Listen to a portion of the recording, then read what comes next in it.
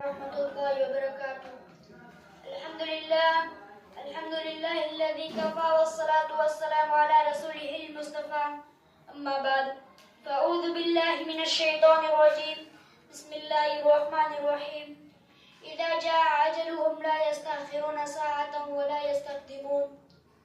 آغا اپنی موت سے کوئی بشر نہیں، آغا اپنی موت سے کوئی بشر نہیں، سما صبر اس کا ہے پل کی خبر نہیں۔ محترم سامعین اکرام، آپ حضرات نے اس حقیر چیز کو عزت بخشی، میں اس کا تہہ دل سے شکر گزار ہوں۔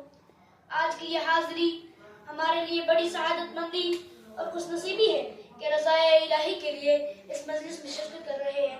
مناسب سمجھتا ہوں کہ میں اپنا موضوع سخن موت کو بناؤں۔ زبان میری ہوگی لیکن بات کلام اللہ کی ہوگی، کیونکہ بات وہی معتبر ہوتی ہے جس کا ثبوت قرآن کریم سے ہو۔ تلاوت کردہ آیت میں موت کا ثبوت ہے۔ حضرات سامعین اکرام، یہ دنیا چند روزہ ہے، سب کو ایک دن یہ دنیا چھوڑنی ہے۔ یہاں کا سیم و زر، مال و دولت، زمین و جائیداد، دکان و مکان، کوٹھی و بنگلہ، دشت و صحرا، گرج جہاں کی اشیاء کو یہیں چھوڑ کر اس دار فانی سے اس دار دائمی کی طرف پہنچ کرنا ہے، جو نہ ختم ہونے والی کہانی ہے، نہ واپسی کی توقع اور نہ دوبارہ جینے کی امید۔ معزز سامعین، جب موت آئے گی ایک منٹ اور ایک سیکنڈ کی بھی فرصت نہیں دے گی۔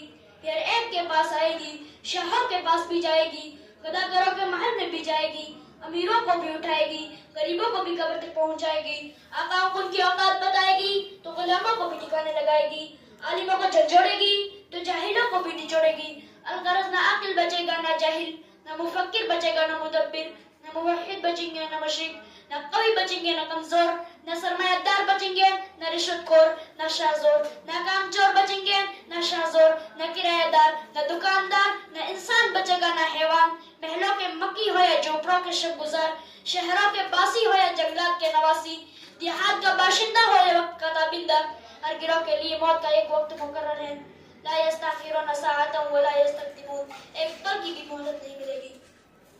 برادران ملت، موت ایک حقیقت ہے جس سے کسی کو رستگاری نہیں۔ موت کے لفظ ہی بدن میں جھرجھریاں آتی ہے، لیکن اس کا درد خون ہر جاندار کو پینا پڑے گا۔ موت کی آواز کوئی سننا نہیں چاہتا، اس کے خطرناک جبڑوں کی پکڑ سے کوئی رائفل اختیار نہیں کر سکتا۔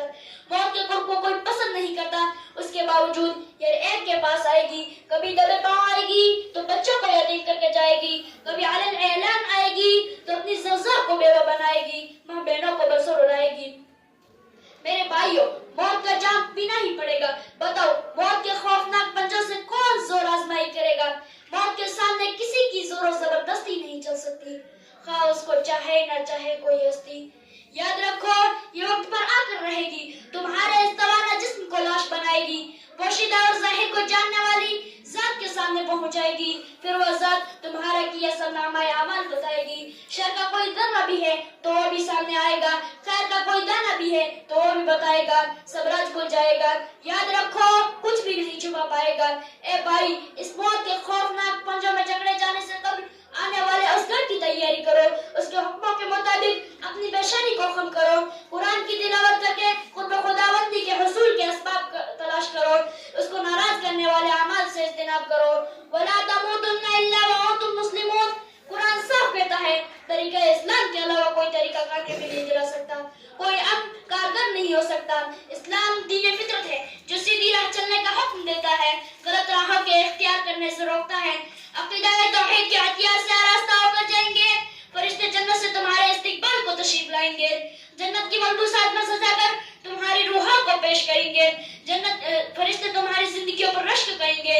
عقیدہ توحید سے خالی گئے تو یاد رکھو، جہنم کے نچلے طبقے میں پہنچا دیے جاؤ گے، پھر پچھتاؤ گے۔